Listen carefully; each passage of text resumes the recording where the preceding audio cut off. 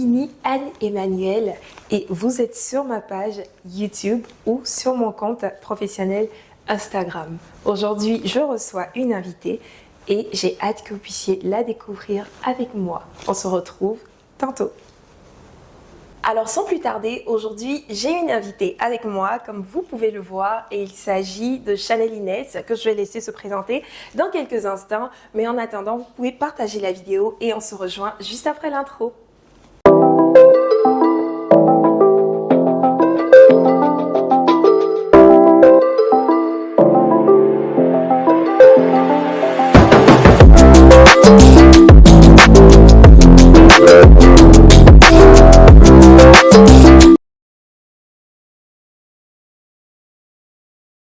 Alors Chanel, est-ce que tu peux nous parler pour commencer de ce que tu as fait à l'université? Donc quel est ton background universitaire? Alors moi, j'ai été à l'université de Moncton, campus de Moncton, et j'ai étudié en administration des affaires, concentration, gestion internationale. Comment est-ce qu'on passe d'un bac justement en administration des affaires, à un salon de beauté d'esthétique? Qu'est-ce qui s'est passé? Quel a été le déclic? Ben alors, il faut savoir que moi, j'ai toujours eu une passion pour la beauté, notamment la coiffure et le maquillage.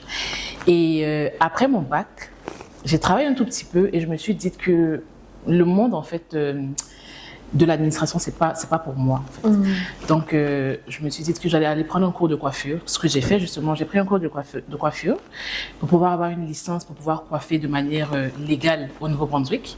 Donc, j'ai pris ce cours de coiffure-là et voilà. Depuis lors, je coiffe, je maquille et puis voilà, je rends mes clientes belles. Je rends mes clientes belles, ouais. J'adore.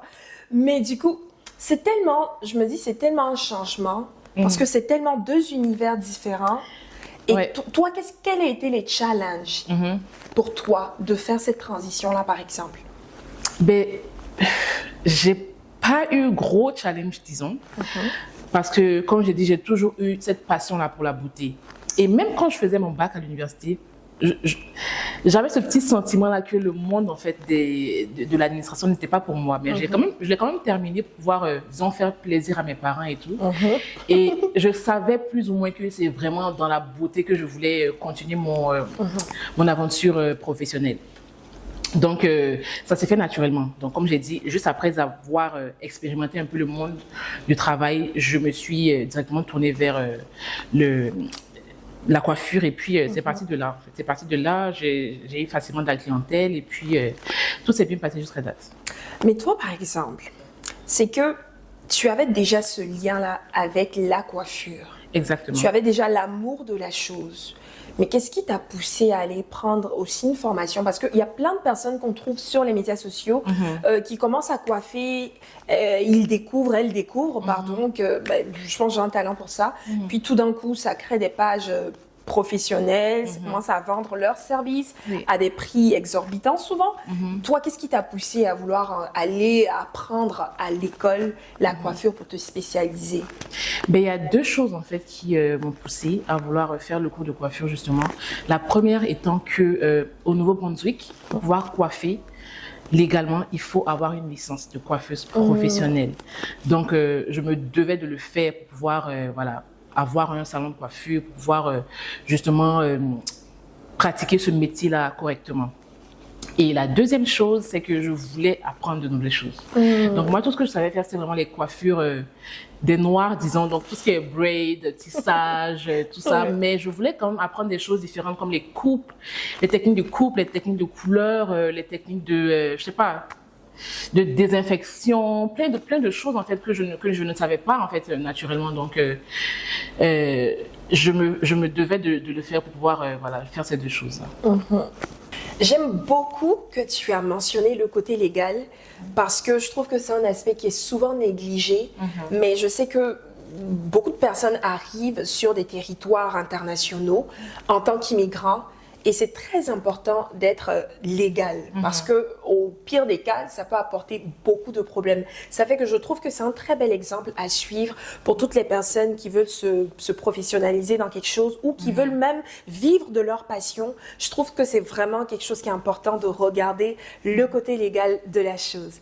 Alors toi, tu t'es embarqué dans quelque chose de complètement différent de qu'est-ce que tu as fait à l'université, mais on s'entend que c'était quelque chose que tu aimais, que tu faisais déjà. Ah oui. Et est-ce que tu as eu du support de la part de ta famille, par exemple? Comment est-ce qu'ils ont accueilli la nouvelle de, tu sais, moi, je veux vivre maintenant de la coiffure?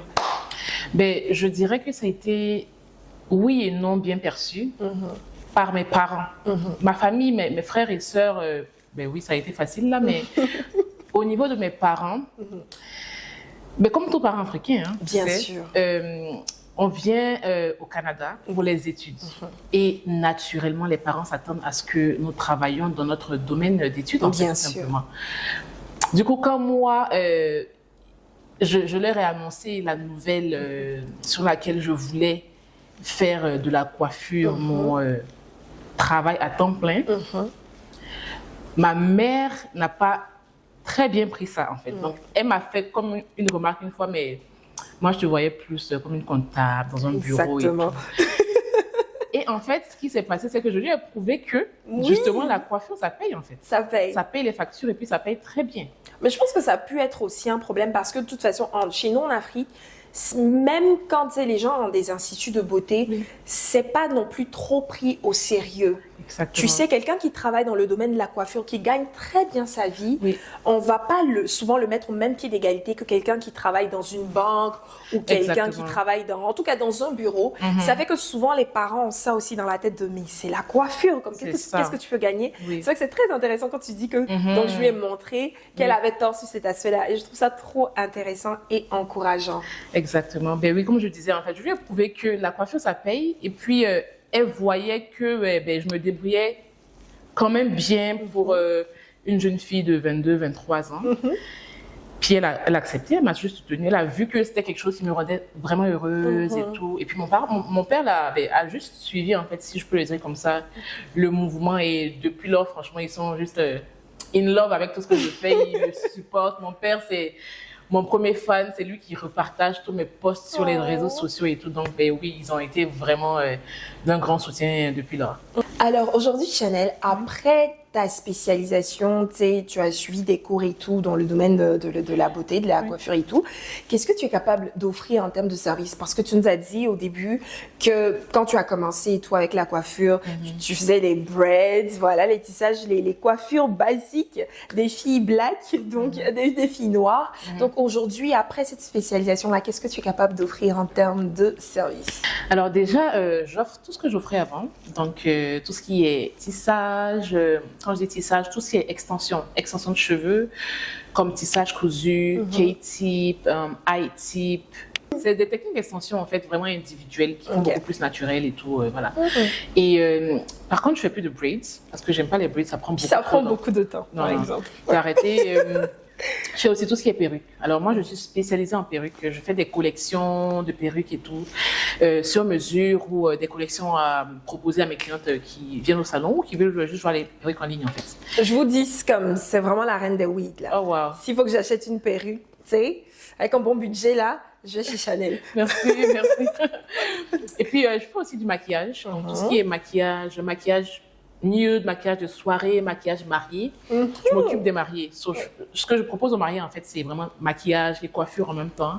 Donc, si jamais tu as un mariage bientôt, là, n'hésite pas à me contacter. Si tu es dans la région de Montréal, Montréal ou Moncton, où je me déplace anyway. Ou dans le monde aussi, hein. Ben oui. C'est ça. Ce que je peux dire par rapport aux services que j'offre, qui sont différents de ce que j'offrais avant, après ma formation, c'est tout ce qui est teinture, coloration, coupe professionnelle. Parce qu'avant, je savais couper les cheveux, mais je coupais n'importe comment là. Maintenant, je connais comment est-ce qu'il faut couper, les différentes mesures, les différentes élévations et tout. Alors aussi, j'offre des services de lissage pour les cheveux naturels, communément appelés silk press. Avec ce type de lissage, alors je vais juste lisser le cheveu, puis je vais aussi le couper, enlever les pointes fourchues ou le couper en bob, selon ce que la cliente veut vraiment. Mais je pense qu'avec tout ce que tu as cité, on peut déjà voir une différence en fait entre quelqu'un qui sera allé à l'école pour se faire former, pour apprendre de nouvelles choses, puis quelqu'un qui va juste aller au talent naturel. Comme le talent, c'est bien, mais c'est encore meilleur d'être excellent dans ce qu'on fait. Je pense aussi que ça justifie les prix qu'on donne à nos services parce que justement, comme je le disais tantôt, il y a certaines personnes qui commencent à se lancer dans le domaine professionnel puis qui donnent des prix exorbitants qui correspondent pas vraiment au rendu que tu peux avoir. Bon, en tout cas, merci Chanel pour ce que tu nous as déjà partagé. Puis moi, je me demande aujourd'hui, est-ce que tu peux nous donner 2 conseils?